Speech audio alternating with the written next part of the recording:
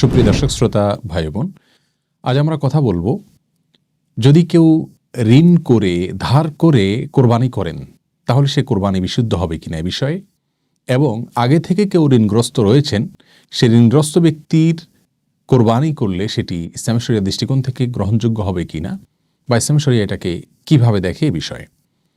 এ দুটি মাসআলার প্রথমটির উত্তর হলো, কেউ চাইলে ধার করে ঋণ করে কোরবানি করতে পারেন যদি তিনি পরবর্তীতে এই ঋণ পরিশোধ করার সদুদ্দেশ্য তার থাকে, ব্যবস্থা তার থাকে, তাহলে তিনি ঋণ করে কোরবানি করতে পারেন।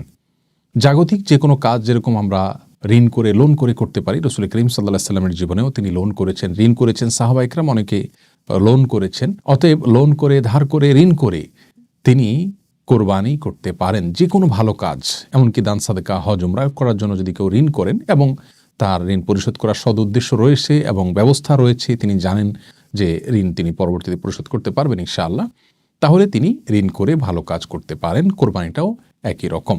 তবে ঋণ করে কোরবানি করা তার জন্য জরুরি নয়, আবশ্যক নয়। কারো যদি কোরবানি করার মতো সামর্থ্য না থাকে তাহলে ঋণ করে ইসলামী শরিয়া তাকে কোরবানি করতে বাধ্য করে না। আর দ্বিতীয় মাসআলার উত্তর হলো, ঋণগ্রস্ত ব্যক্তি যদি কোরবানি না করে ঋণ পরিশোধ করলে তার ঋণ কমে, অর্থাৎ ঋণ পরিশোধ করার বিষয়টিকে তিনি যদি অগ্রাধিকার দেন তাহলে সেটি তার জন্য উত্তম হবে, এ বিষয়ে কারোর কোনো দ্বিমত নেই। আর ঋণ থাকা অবস্থায় যদি তিনি কোরবানি করেন তাহলে সেটি তার জন্য সঠিক হবে কি না, এর উত্তর হলো, ঋণ দুই প্রকার।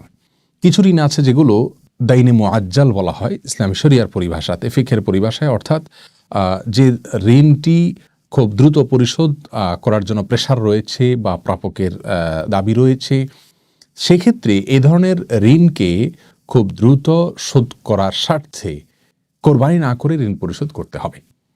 আর যদি দাইনে মুআজ্জাল হয় তাহলে সেক্ষেত্রে সেই ঋণ থাকা অবস্থায় কোরবানি করা যেতে পারে। যেমন একজন ব্যক্তি তার স্ত্রীর কাছে মহারানা আর ঋণ রয়েছে, মহারানার পাওনা রয়েছে।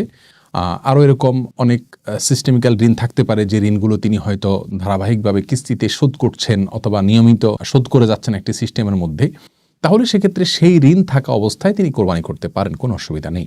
তাহলে যদি এমন হয় যে প্রাপকের প্রেশার আছে, চাওয়া আছে, দাবি আছে, বা তার থেকে আমার সময় নেওয়া নেই, বা সেই দাইনটা ফিকহের পরিভাষায় দাইনে মুআজ্জালের সংজ্ঞায় পড়ে, তাহলে সেক্ষেত্রে সেরকম ঋণ রেখে ঋণ পরিশোধ না করে কোরবানি করা জায়েজ নাই। আমাদের সমাজে অনেক ব্যক্তি আছেন যারা অধীনস্থ কর্মকর্তা, কর্মচারী এবং কি কাজের লোক, এবং অনেক মানুষ আছেন যাদের পাওনাকে আটকে রেখে তারা বড় বড় গরু কোরবানি করেন। ইসলামী শরিয়ার দৃষ্টিকোণ থেকে এটি জঘন্য অপরাধ। এটি তো সওয়াবের কোনো মাধ্যম হবেই না, কারণ হবেই না, বরং অন্যের হক না দিয়ে কোরবানি করলে তাতে আল্লাহ সুবহানাহু ওয়া তাআলা মোটেও সন্তুষ্ট হবেন না। অতএব আমরা এই ধরনের ঋণ থাকলে সেই ঋণগুলোকে পরিশোধ করাকে অগ্রাধিকার দেব কোরবানি করার উপরে। আর সিস্টেমিক্যাল ঋণ যদি থাকে, যেটা আমি কিস্তিতে পরিশোধ করছি অথবা প্রাপকের পক্ষ থেকে সেটার জন্য বিশেষ কোনো প্রেশার নেই, বা সেটাকে দাইনে মুআজ্জাল যে বলা হয় তার আওতায় না পড়ে, তাহলে সেক্ষেত্রে সেই ঋণ থাকা অবস্থায় কোরবানি করা যেতে পারে। আল্লাহ সুবহানাহু ওয়া তাআলা আমাদের সকলকে সঠিক পদ্ধতিতে কোরবানি করা